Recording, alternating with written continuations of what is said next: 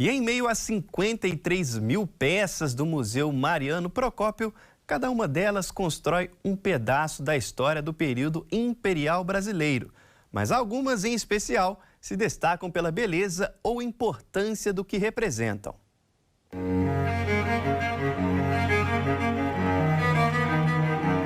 Ao falar da coleção do Museu Mariano Procópio, é impossível deixar o melhor para o final. Difícil também identificar qual é a obra mais deslumbrante do museu. Uma das mais impactantes, tanto pela imagem representada, quanto pelos 2,70 metros de altura por 1,65 de largura que ocupa, é o quadro Tiradentes Supliciado, ou como é mais conhecido, Tiradentes Esquartejado. Esse quadro ele foi pintado pelo pintor Pedro Américo. Ele era um pintor especializado em pinturas históricas, de eventos históricos e personagens históricos importantes.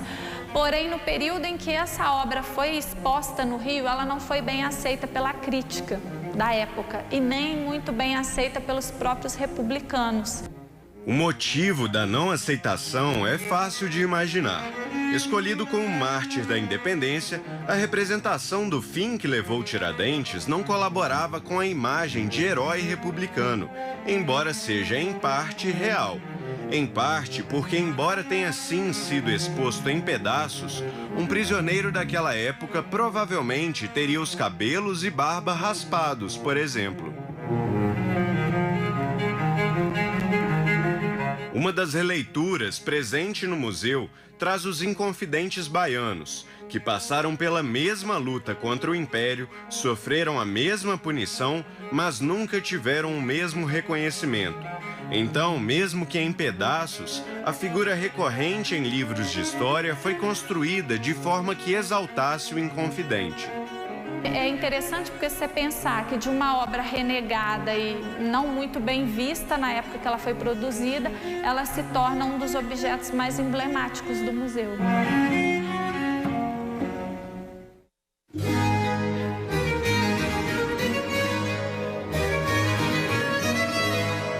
Uma outra obra menos conhecida, mas que carrega uma história igualmente emblemática, é o retrato de Dom Pedro II, do pintor Rocha Fragoso.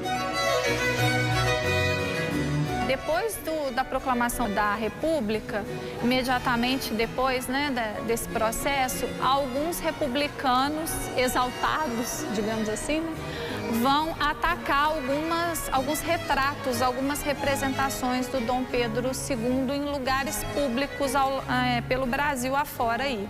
Esse quadro foi um dos que sofreu ataque, tanto de espada quanto de tiro por esses ditos republicanos exaltados, né?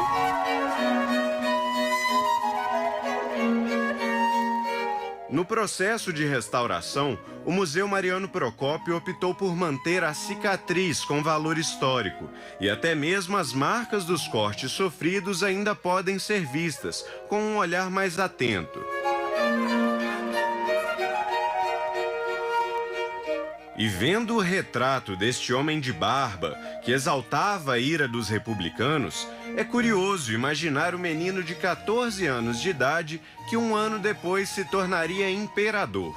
Mas outro item do acervo ajuda a construir essa imagem.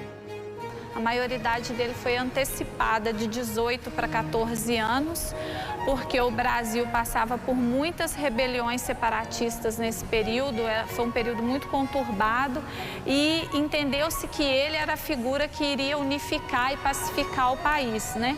Então antecipou-se a maioridade dele para 14 anos, por isso que é uma roupinha de um adolescente, né? Sendo um dos melhores contadores de histórias e da história, o museu também nos leva ao futuro desse passado, com o fardão ao lado do casamento com Teresa Cristina, acompanhado de fotos da terceira idade do último casal de monarcas do Brasil.